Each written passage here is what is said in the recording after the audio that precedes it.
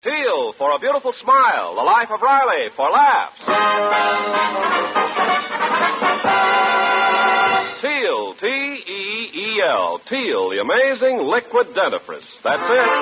T-E-E-L.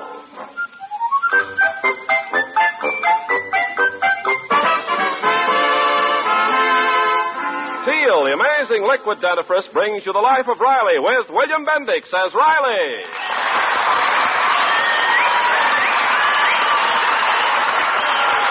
Remember, friends, for beautiful smiles, it's T-E-E-L, Teal, and just for laughs, it's R-I-L-E-Y, Riley, in The Life of Riley.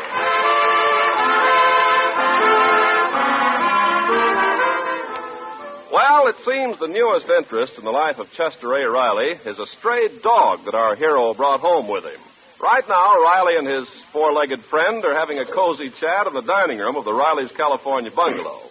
That a boy, pal. Come on, boy. Take it easy, pal. That's a good boy. Are you enjoying your dinner, pal? That's a good boy, pal. Oh, wait a minute, pal. That there lamb chop bone is empty. Here's a fresh empty bone. Oh, Pop. Don't let Mom catch you feeding that dog at the table. Oh, watching you eat, Pup, gives me an appetite. Here, wash the chop down with some of this noodle soup.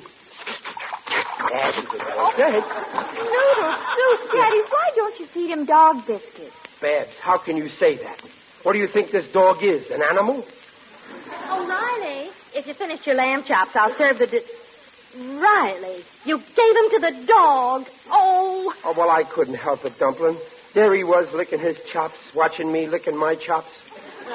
Well, he is a sweet dog, yeah. Riley. But must he make his home on our living room couch? Yes, Daddy, he's full of fleas. He's loaded with them, Pop. Well, all right. Suppose he has one or two fleas. There's a terrible housing shortage, and even a flea has to have a place to live. I don't think that's very funny. Anyway, that dog can't stay on the couch because we'll need it for Sidney Monahan. Sidney Monahan? Oh, I forgot to tell you, Sidney phoned this afternoon. He just got into town. What does that four-flusher want here? Well, he sells insurance now, and he's in town for a day, and he can't get a hotel room, so naturally I told him if he doesn't get a place by tonight, he can stay here. Naturally? What's so natural about it? Just because he was your boyfriend before I married you? Well, he's your friend, too. Well, that was a different kind of friendship. I never went dancing with him, and he never tried to kiss me. Oh, but, Daddy, we have to be hospitable. Sidney's only going to be an overnight guest. Yeah, I know that, Leach. He'll start out as an overnight guest and wind up as a deduction on my income tax. Besides, I don't like the way he's always telling your mother she's beautiful and calling her Peggy Pie. Why, Riley, you're still jealous of Sidney. I am not jealous. Oh, yes, you are, Pop. Why should I be jealous? Has he got more money than I have? Is he better looking than I am? Has he got more brains than I have? All right, so I'm jealous.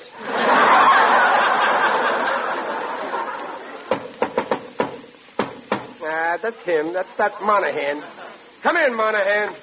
Well. Hello, everybody. Hello, Monahan. Knew it was me, eh, Riley? Recognized the old Monahan door knock. Yeah, I recognized it. Are you still doing it with your head? Same old Riley. Same old obnoxious personality. Save it, Monahan. You can't win me with flattery. Peggy Pie. Yeah, you mind my telling you you're just as beautiful as ever? Yeah, you bet I do. Well, Riley didn't ask you. Go on, Sidney. What were you saying?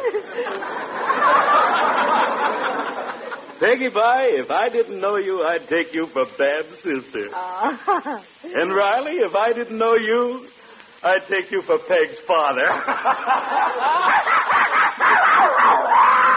I know just how you feel, pal.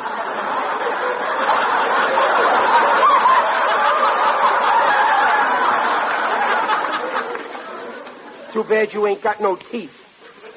But one more crack like that and you have my permission to gum him. Behave yourself. Say, Riley, What kind of a dog is that? Well, Pop says he's 1/2 terrier, 1/2 Airedale, 1/4 collie, and 1/8 spaniel. Yeah, and from there on, he runs down into 16th. Well, if he was mine, I'd do something about his fleas. Well, we've been trying to get Daddy to get rid of the fleas. Oh, yes, we keep telling All him. right, so he's got fleas. But in this life, everybody's got to have something to annoy him. He's got fleas, and I've got Monahan.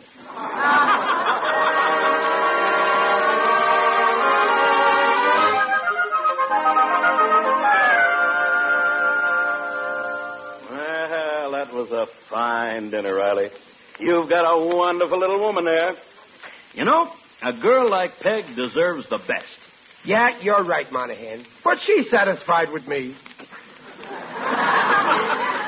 Riley, did you ever stop to think what would happen to Peg and the children if anything should, happen to you? Now, wait a minute, Monahan. You ain't selling me no insurance. Okay. Frankly, I wouldn't dream of selling you insurance. Why not? What's the matter with me? Ain't I a good prospect? Oh, yes, you certainly are. A man with your responsibilities should carry at least... You're wasting your time, Monahan. I'm loaded with insurance. You are? Yeah. Well, exactly how much are you covered for? Plenty. If I went today, Peg would have 400 smackers. Whole cash. 400? Yes. Why, a decent funeral would cost at least 600. 600? That's fantastic. If Peg spends that much money, she'll hear from me. Anyway, I ain't worried. I lived all my life so far without dying, and I ain't starting now. Just the same, Riley. Do you realize that you're risking disaster every time you cross the street? Well, sure, but I don't expect to live in Los Angeles all my life.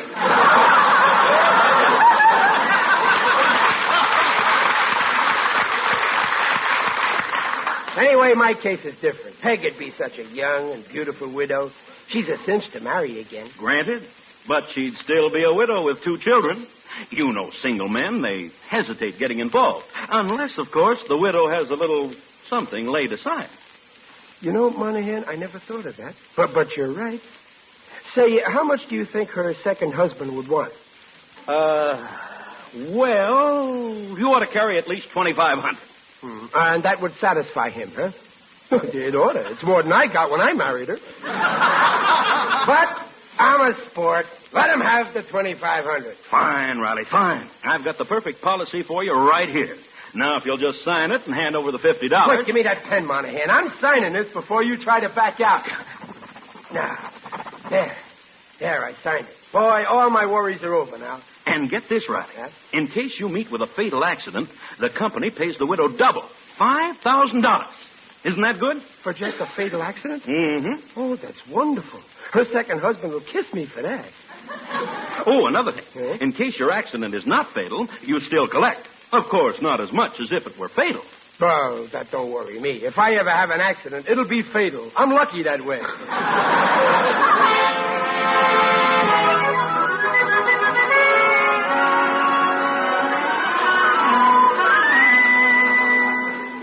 You, Mr. Riley. Well, if it ain't Waldo Binney. How's my little friend and neighbor, huh? Oh, my aching back. Why, what's the matter, Waldo? Did your wife hit you with a hockey stick again? Oh, no, she used a bat. It's the baseball season, you know. Poor Waldo. Waldo, how long have you been married to your wife? Well, I'm 45. I was married at 30. Oh, I should say about 200 years. Oh, I'm a lucky husband, Waldo. I got a wonderful wife. Why, only today I took out a life insurance policy for her sake. She ought to be very thankful. No, Sidney Monahan's the one she really ought to thank. He sold me the policy. Sidney Monahan? Yeah. Your wife's old boyfriend? Yeah. Swell guy, Sidney. And between you and me, I think he's still a little crazy about Peg. Mr. Riley, is there a clause in the policy that says the company pays twice as much if you have a fatal accident? Yeah. Yeah, how did you guess?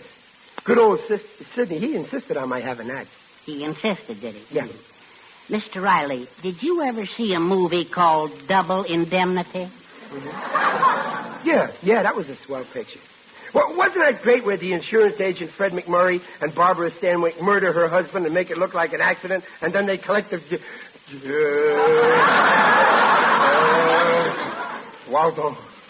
Waldo, you don't mean my Peg would... No, not my Peg. She wouldn't. Oh, of course not. She's completely innocent. But I'm sure that Monahan wouldn't mind marrying your widow if she had $5,000. Yeah, that's what Monahan said the second husband would want. But Waldo, this is murder. Are you sure? Well, I can't be 100% sure. But if I were you, I'd rather be me. No, Waldo, you're making a big mistake. Monahan could never take my place with Peg. He ain't got no culture. He don't talk no good English. And he ain't got my loveliness. But, Mr. Riley... And in the second place, there's my kids. They never accept him for a father. Why don't they like him? No, he don't know how to handle children, but I do. I got a real childish mind. Now, Waldo, you're all wrong. After all, let's be fair to Monahan. All right, let's be fair. Let's assume that Monahan is absolutely innocent. Right. Until we prove that he murdered you. Right. Nothing could be fairer than that.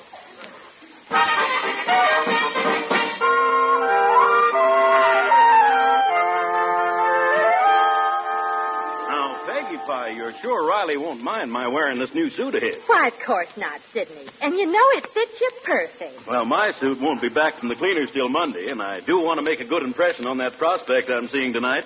Lots of money in it for me. Oh, that's fine. Oh, Dumpling. Oh, there's Riley now. Oh, Peg. Hello, dear. Monahan. Hi, Riley. Say, where'd you get the new... Hey, ain't that my suit? Well, yes, dear. Sidney's is at the tailor, so I knew you wouldn't mind if he wore yours for tonight. Yeah, thanks a million, Riley. Beautiful suit. Wish I had one like it. Well, why don't you try buying one, Monahan? Only $26.50.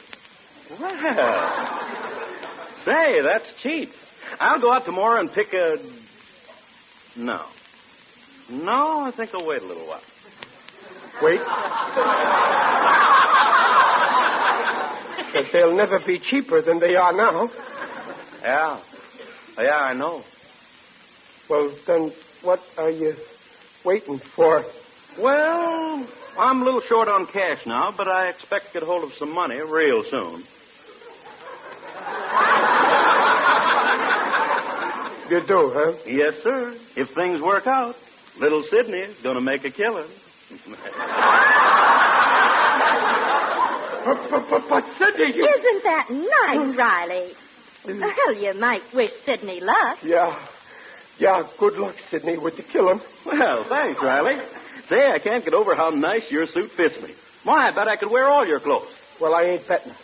Hello, Mother. Hello, dear. Say, Daddy, I need some money. Babs, that's Monahan you're talking to. I'm over here. Oh, well, in that suit, I thought it was you.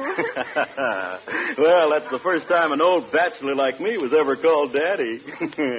And you know, I like it. Say it again, Dad. Oh, I need some money, Daddy. Sure thing, daughter. Here's $1 from your daddy. Oh, well, gee, thanks, Mr. Monahan. Say, you wouldn't make such a bad father after all. Babs, give Monahan back that $1. If you want $1, ask your present father. All right, Daddy. Here's a quarter. Well, come on, everybody. Supper's ready. Come on, sit down, everybody. Yeah, all right. Oh, Riley, will you please sit? Wait a minute. Monahan, why are you sitting at the head of the table? Oh, I'm sorry, Riley. I just slipped into your place by accident. Accident? Well, that better be the last accident that happens in this house. Riley, don't get so excited. I'm not excited, but get this straight, Monahan. I don't mind you wearing my clothes and moving in on us and eating here free. But if you ever sit at the head of this table, it'll be over my dead body.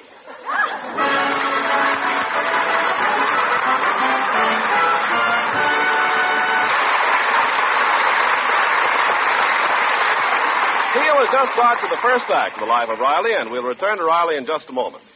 Meanwhile, this is Ken Carpenter. You know that only Teal, of all the leading dentifrices, protects your teeth from ugly gum-line cavities? Well, here's why. Out of every 10 adults, 8 have receding gums. And when gums recede, parts of your teeth are exposed which are 25 times softer than tooth enamel. Now, those softer parts are easily damaged by the daily use of toothpaste or powder containing harsh abrasives. So the chances are 8 in 10 you are risking those ground-in cavities daily, unless the dentifrice you use contains no such abrasives. Only Teal, the modern liquid dentifrice, cleans teeth without abrasives. Cleans with a patented ingredient, protects teeth from gum-lined cavities as no other leading dentifrice can. The Teal way takes 1 extra minute a week to make teeth look their best safely. Just follow directions on the package. Remember, large family-size Teal saves money. T-E-E-L, Teal, the tangy, refreshing liquid dentifrice. And now back to the life of Riley with William Bendix as Riley. Well, Chester A. Riley has the mistaken idea he's going to be murdered. It all began when Sidney Monahan, an old flame of Mrs. Riley, sold Riley a life insurance policy with a double indemnity clause. Now, poor Riley suspects that Monahan is planning to do away with him and then try to marry his widow for the insurance money. Right now, we find Sidney plotting murder, but not Riley's, of course. But, Peggy Pie, I'm telling you, you're wasting your time with that insect spray. There's only one thing that'll get rid of that dog's fleas. Chloroform. Chloroform, Sidney? Mm-hmm. Just dab some on this pup's coat, and those fleas will disappear. Perfectly harmless. Well, I'll try anything, but where can I get the chloroform? Oh, I'll take care of that. I'll get some. Oh, all right, Sidney. But for heaven's sake, let's keep this a secret. Riley'd be furious if anybody touched his precious dog.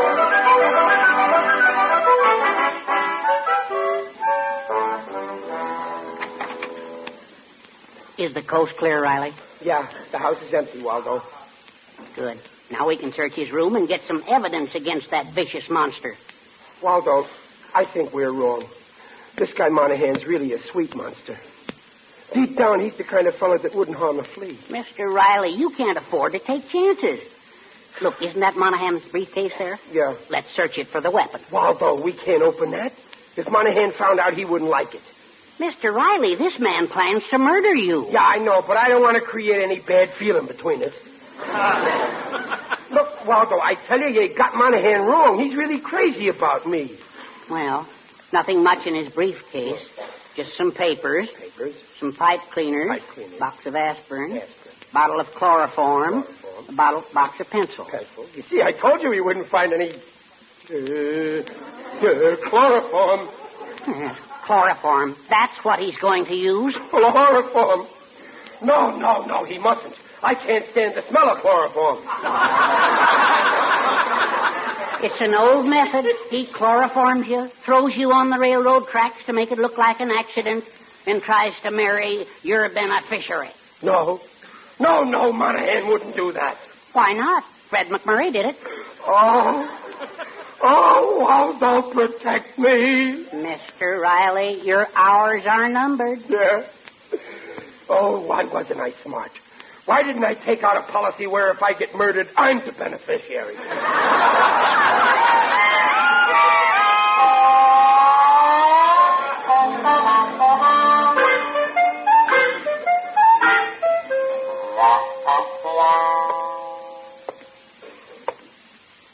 Oh, there, Riley. Wait for me. Who's that? It is I, Digby Odell, the friendly undertaker. Oh, it's you, Digger. That's all I need now. Greetings, Riley. You're looking fine. Very natural. Digger, what are you doing around here? Oh, I've just come from a meeting of my club, the UPUS. UPUS? Yes, the Undertakers and Pallbearers Uplift Society. A fine organization. Our motto is work, don't shirk. That's why whenever I see a man lying down, I go right after him. Digger, I'm in terrible trouble. Did you ever feel as if the ground was slipping out from under you? No, but I've seen dozens of similar cases. What's distressing you, Riley? Well, there's a guy, Sidney Monahan, and he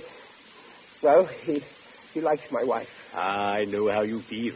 When I first started in my profession, the driver of my business vehicle made goo-goo eyes at my wife. Huh? Well, what happened? Oh, I scared the life out of him. I said, see here, you cad. If you don't cease making eyes at my wife, you'll stop being the driver of my vehicle and become its passenger. Well, my case is worse, Digger. This guy Monahan saw a movie once, and it gave him an idea, see? Yes, movies are very stimulating. I go to them regularly. Ah, the cinema.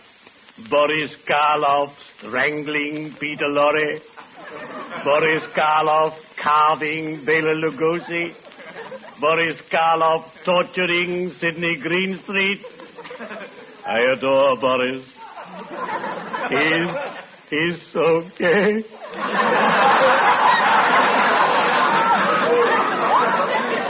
Digger, this Monahan wants to murder me and then try and marry Peg for my insurance. I hope she turns him down. Boy, will I laugh. Murder? Oh, no, Riley. He's going to chloroform me, and then he'll pick me up and throw me on a railroad track. Nonsense, Riley. You're too heavy. From years of experience, I'd say that it would take at least 6 men to carry you.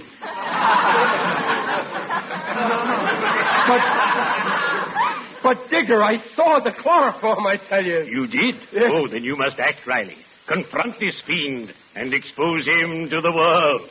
You're right. That's what I'll do. My head's made up. Will you come with me, Digger? Certainly, Riley. I'm the last man to ever let a friend down.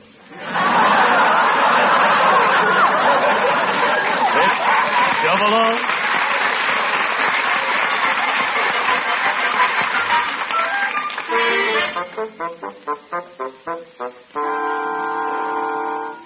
Come on in, Digger.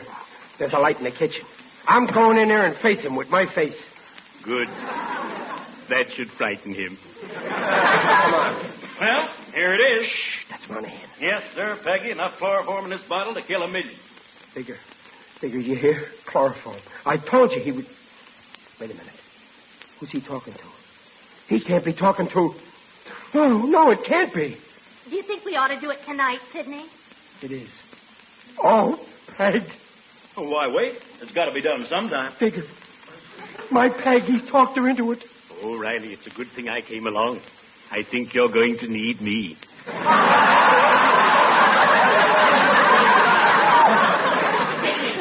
You don't think Riley suspects what we're up to? Nah, he never knows what's going on. Well, we could hit him over the head with a lead pipe and he wouldn't know what had happened. No, use the chloroform. Well, all right, let's get it over with. Okay, but it'll be easier if we wait until the dog's asleep. Calling me a dog. That's going too far. Oh, Riley, you heard us. Peg, tell me it ain't true. The chloroform, you weren't going to use it? Well, I might as well confess. Yes, I was, Riley. No, Monahan put you up to this. Now, don't blame Sidney. It was all my idea. Now, look, Riley, I was just trying to do Peg a favor. I know why you were doing it. Give me back that check. What check? The check I gave him for the insurance. Give it to me. But, Riley... Give me that check. All right, here it is. There. See? I'm tearing it up in 1,000 pieces. There. Riley, have you gone crazy? Murder me for my money, will you? Chloroform me, huh? Chloroform you? Oh, Riley, listen, be sensible. I'm through being sensible. Monahan, I'm going to give you the beating of my life. Take that! Oh, my wrist. I broke my wrist. He's got a cast iron head. Riley, you hit the doorknob. Oh, my wrist. I'll get you yet, you murderer. Oh, no one's trying to murder you, Riley.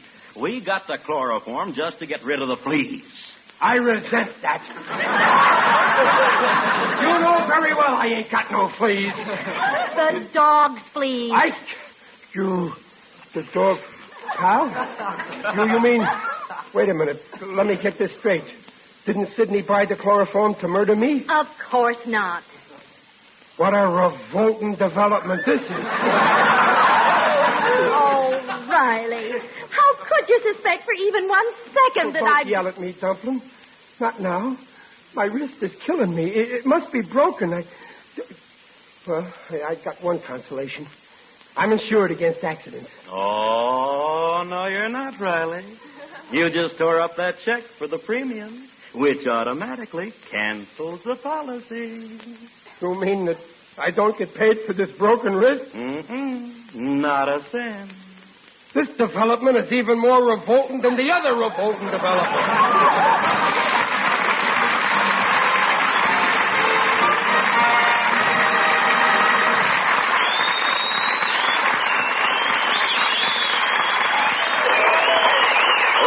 We'll be back in half a minute. Why risk cavities at the gum line? Cavities ground in by the daily use of toothpastes or powders containing harsh abrasives. Teal cleans teeth without abrasives, protects teeth from such cavities. Enjoy Teal tonight. T-E-E-L, Teal, the refreshing liquid dentifrice.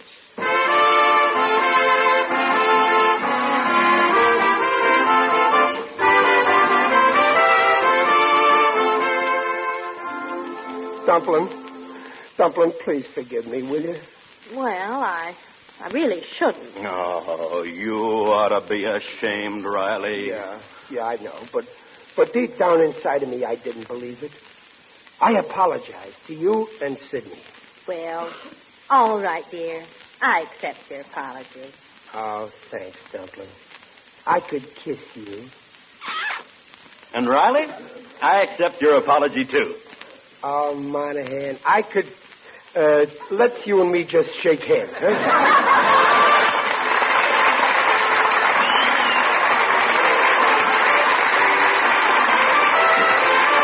Procter & Gamble, makers of Teal, the amazing liquid dentifrice, invites you to be their guests next week to hear The Life of Riley with William Bendix as Riley. William Bendix appears by arrangement with Hal Roach. The Life of Riley is produced for Teal by Irving Brecker and is directed by Don Bernard. Music by Lou Karslow. The script by Ashmead Scott, Alan Lipscott, and Reuben Shipp. Mrs. Riley is Paula Winslow. Junior is Scotty Beckett. Babs is Sharon Douglas. Digger Odell is John Brown. Waldo Binney is Dink Trout. And Sidney Monahan is Lou Merrill. This is Ken Carpenter on behalf of Teal, inviting you to listen again next week. And remember, for laughs, it's R-I-L-E-Y, Riley. And for lovely smiles, it's T-E-E-L, Teal. Teal, the amazing liquid dentifrice, protects teeth beautifully.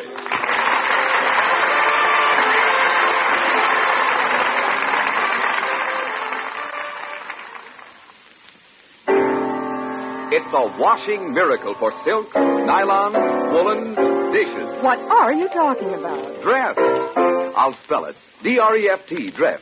Yes, ladies, and Dreft spells faster, brighter, safer cleaning than any suds before in history. That's true. Take lingerie, for example. Why, Dreft keeps my dainty underthings fresher and brighter than even expensive soap flakes. Right. You see, Dreft is different from soap. Dreft's rich suds rinse clean and clear. They simply can't leave any sticky deposit the way all soaps do. No wonder Dreft keeps lingerie, stockings, new woolens prettier and brighter far longer than any soap could ever do.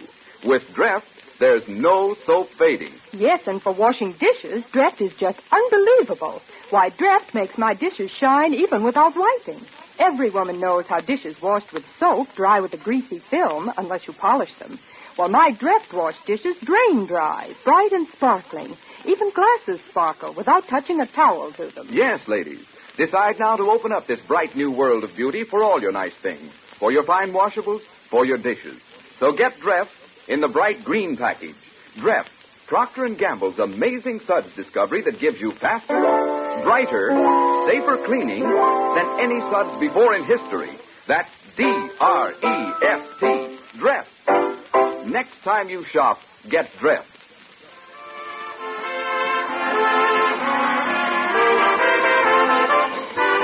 Remember, for laughs, it's The Life of Riley every week at this same time. Good night.